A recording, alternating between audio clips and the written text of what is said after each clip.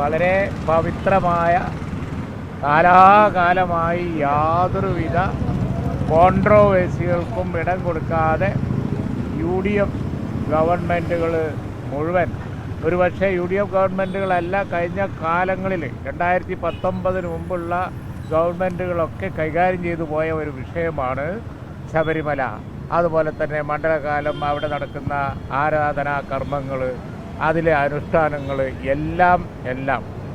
പക്ഷേ ഈ ഗവൺമെൻറ്റുകൾ ഇടതുപക്ഷ 2019 ശേഷം ഈ ഗവൺമെൻറ് വന്നതിന് ശേഷം തന്നെ ശബരിമല എപ്പോഴും രാഷ്ട്രീയ കോൺട്രോവേഴ്സിയിലാണ്. യുവതീ പ്രവേശനം തൊട്ട് ഇങ്ങോട്ട് വന്നതാണ്. എത്ര കോൺട്രോവേഴ്സികളാണ് രാഷ്ട്രീയമായി ശബരിമലയെ മുതലെടുക്കുന്നത് കൊണ്ടാണിത്. അതാണ് ഇവിടെ വന്നിരിക്കുന്നത്. എന്നാൽ അവിടെ അയ്യപ്പ ഭക്തർ, അതും ഇന്ത്യ മുഴുവനുള്ള അയ്യപ്പ ഭക്തർ, അവർ വളരെ പവിത്രമായി കരുതുന്ന ആ സന്നിധാനത്തെ ഇങ്ങനെ ഇതിലും വലിയ ഒരു സംഭവം ഇനി ഉണ്ടാവാൻ എന്താണ്?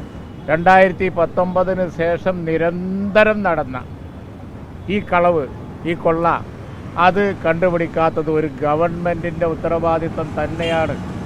19 ശേഷമുള്ള ഗവൺമെൻറ്റുകളുടെ 2 ഗവൺമെൻറ്റുകൾ അവരുടെ ഉത്തരവാദിത്വം തന്നെയാണ്. മന്ത്രിമാരുടെ ഉത്തരവാദിത്വം, ദേവസ്വം ബോർഡിൻ്റെ ഉത്തരവാദിത്വമാണ്.